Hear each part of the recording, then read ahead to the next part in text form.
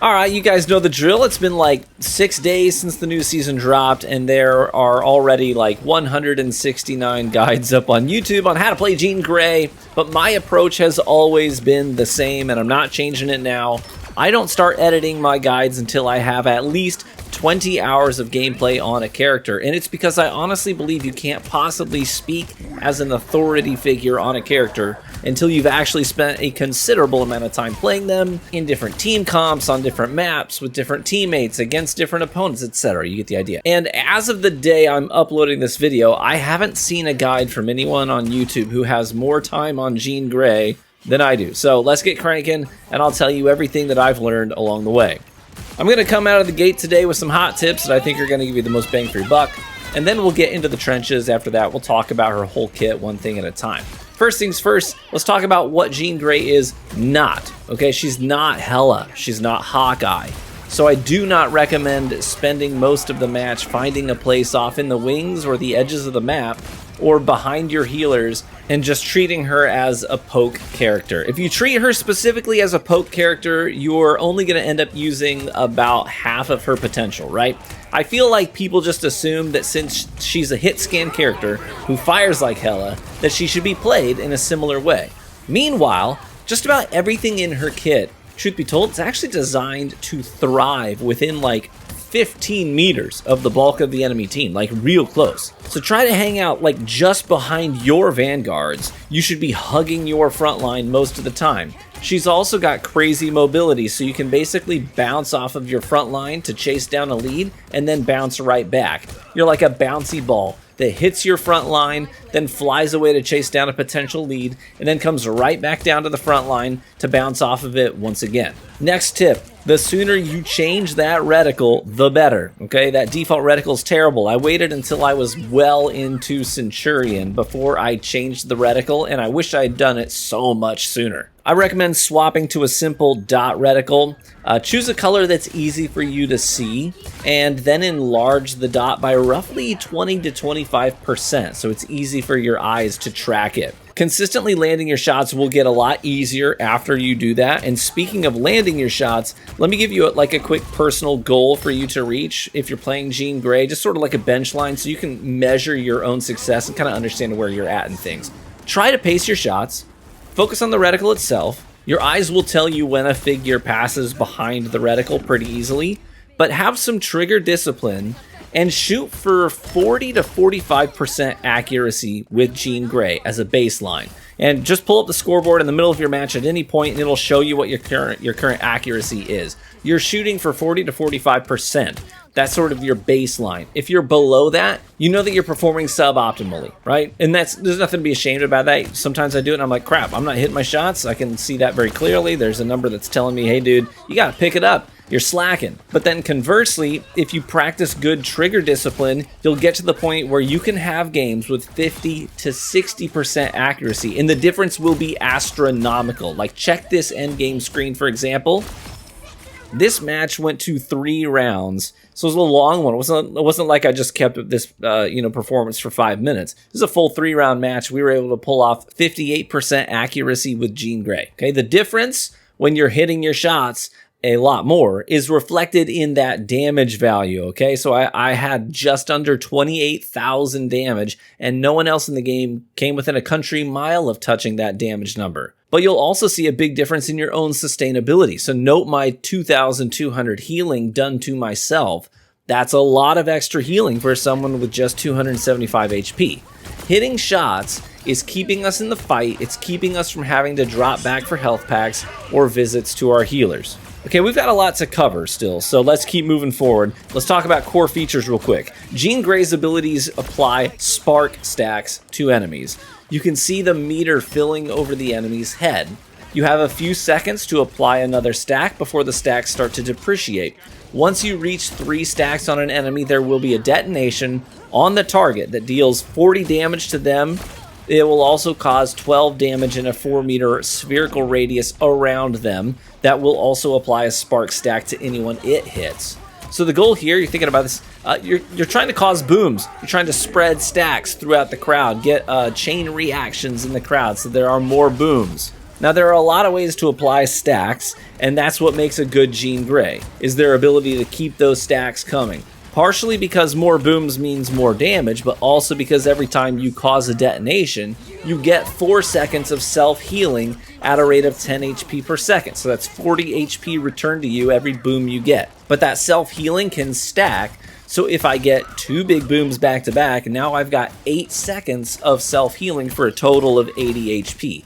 This is what keeps Jean Grey in the fight. So let's talk about applying those stacks. First up, your melee. Yes, your melee. I will get to the primary fire, but I think the most important thing you need to understand is that Jean Grey's melee attack applies damage and a stack of spark to the target. 2 really important things to note here. The melee has insane reach, okay? Like Johnny Storm's melee is hot trash. You have to be literally touching the enemy for that melee to connect. But Jean Grey's melee has a reach of 4 meters, which is insane. Second thing to note, I can't take credit for this discovery, but spamming the melee button makes her melee attacks way faster than just holding the melee button down.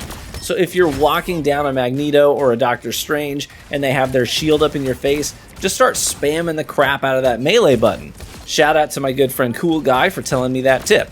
So how does this help us? Okay, that's the question. Well, with the explosion, we're basically doing as much melee attack damage as an actual melee hero would do, which is wild. But check out this Jeff kill real quick. This is a perfect example of what we want to do. Okay, so in close quarters, I like to shoot, punch, and that's going to be insane amounts of DPS. And you're eliminating the downtime in between your primary shots, so this is optimal damage. And look how fast this Jeff goes from full health to dead. It is literally shoot, punch, and that's it. He's deleted. He's off the table. You'll see me do the shoot, punch combos to Wolverines, Thors, Spideys, tons of various enemies in this gameplay. But use that melee attack often. And for the love of God, please bind your melee attack to something other than V. V is a terrible key for a melee attack. I put it on my mouse instead. Side note, how freaking cool is this melee animation, huh?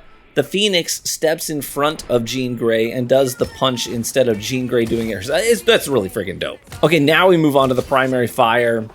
Not a lot to say here, like point and shoot, baby.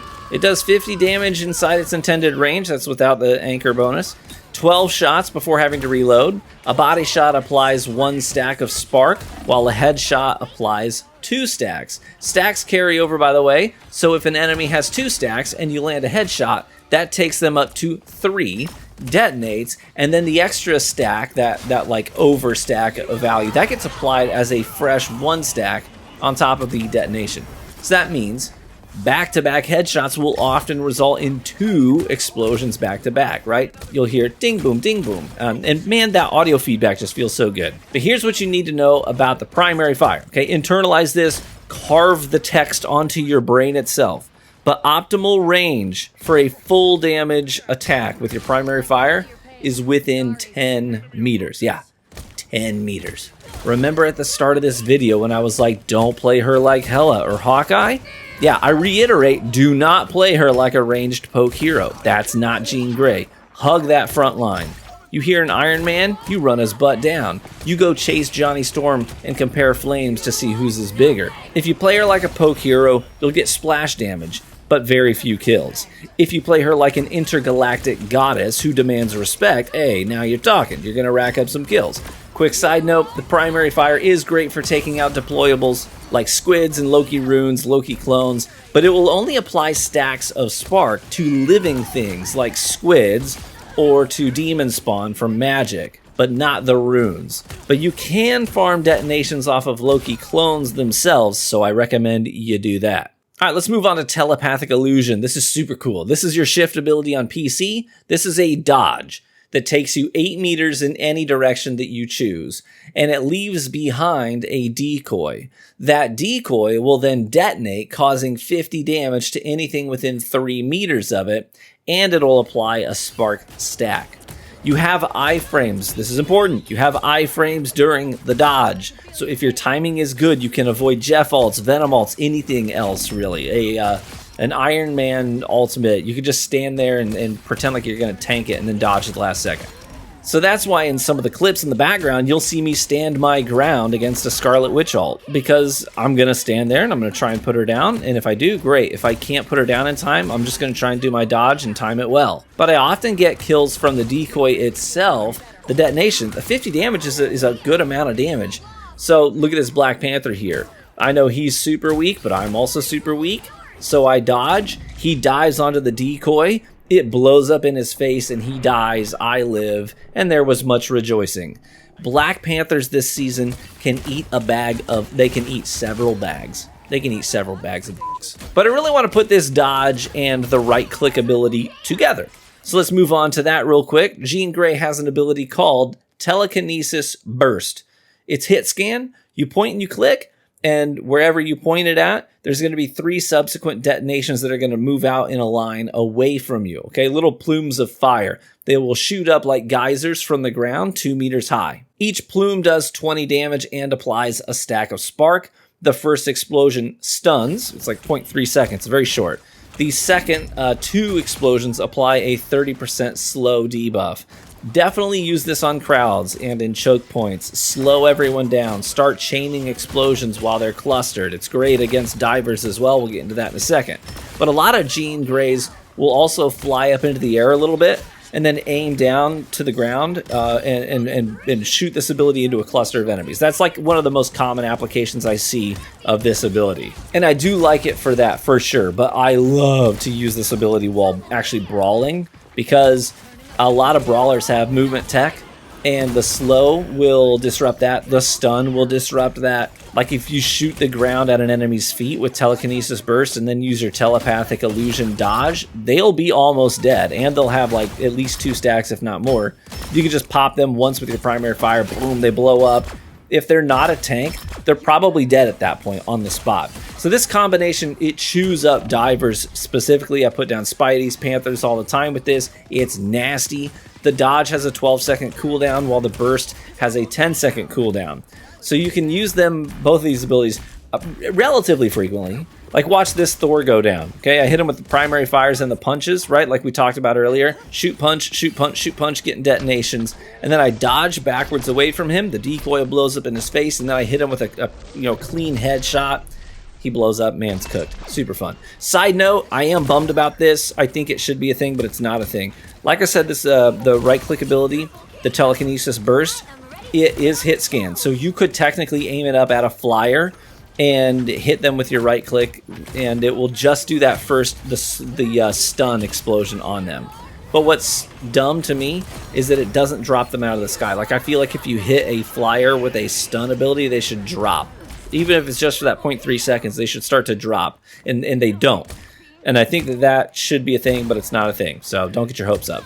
Okay, let's move on to your E ability on PC. It's called Dark Ascent. This is the ability that gives you free flying movement for a few seconds. It recharges pretty quickly too.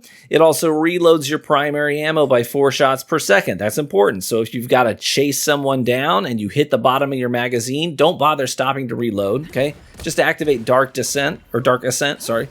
Activate Dark Ascent and fly after them and shoot whenever you're ready. Shooting will cancel your flight, and you will begin to fall. But using your Telepathic Illusion dodge while in your flight won't cancel the flight. So you can dodge while flying without worry. I use this primarily to either chase an enemy who's on a higher tier of the map, or to get away quickly when things are getting hot in combat. But I also use it to avoid enemy ground-based ultimates, like other Jean Greys. I hear her pop, I'm going to fly up into the sky. So she lands on the ground, shockwave goes out, I take no damage. Avoid Jeff ults, avoid Venom ults with this. Read the room, decide how you can best apply it in the moment. Now the fun part, let's talk about the ultimate. You go up in the air. You choose the spot to fly to on the ground. You have some control over the flight path on your descent, so you can chase enemies who are trying to get away from it. You do 140 damage in a 10-meter radius when you land. It sends out a shockwave that also deals 50 damage to anything it hits.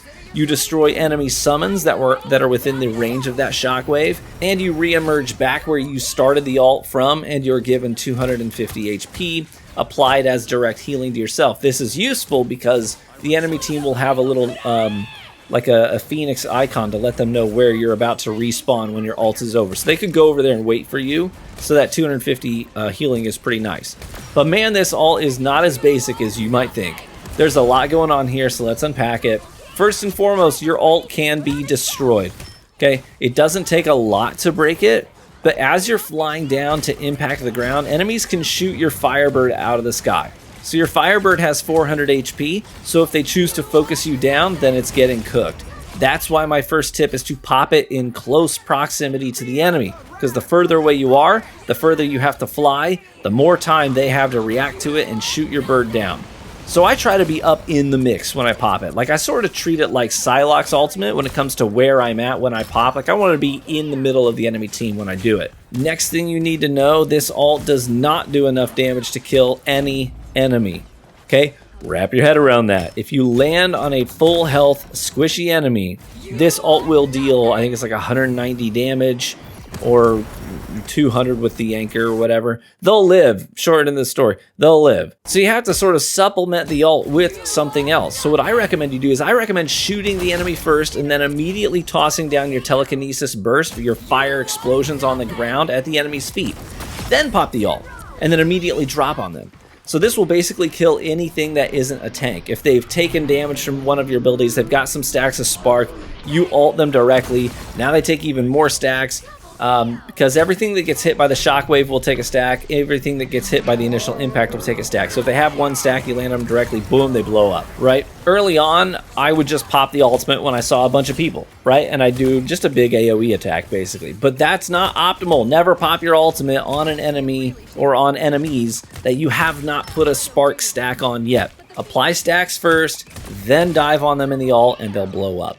Very cool. But your ult is really versatile. Because sometimes it's not about just getting kills. Sometimes it's actually about canceling out enemy ultimates.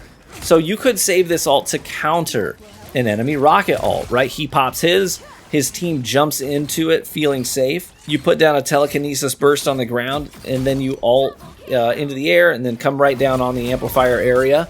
And the amplifier gets destroyed, right? It's gone, taken off the board, and you deal a ton of damage to like everyone that was clustered up around the ult. But you might not know this, your ult also counters Storm's ultimate. It'll cancel out the tornado. Jeff Nado's as well. It also counters Hela's ult. So as soon as you hear her pop hers and she flies up into the air, you pop yours, you take her out of the sky. You can also collide with flyers in your ultimate. I once sent a whole ass Phoenix Firebird to directly knock a Human Torch out of the sky with a direct impact. It was beautiful. It was excessive. I won't deny it, but it was beautiful.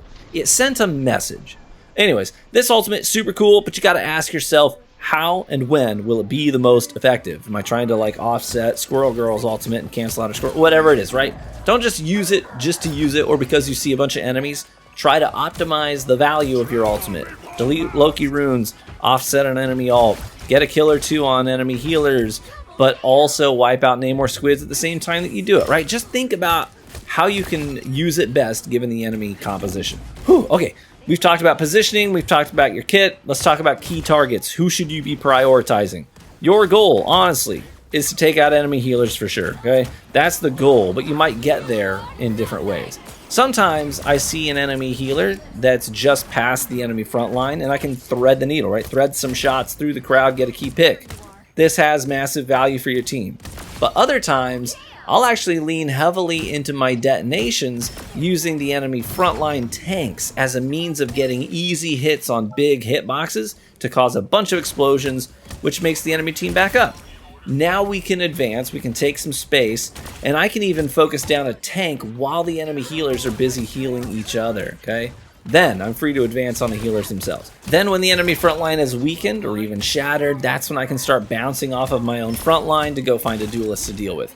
But definitely use the enemy tanks as a means of getting easy detonations in the crowd. This will also charge your ultimate lightning fast. You're also going to want to keep an eye out for unsupported duelists. This is your other key target. Healers and unsupported duelists. So if a duelist has a healer with them, that's not your target. But if a duelist like this Squirrel Girl here, for example, is up on a perch, no line of sight directly to their healers, hey, this is easy prey.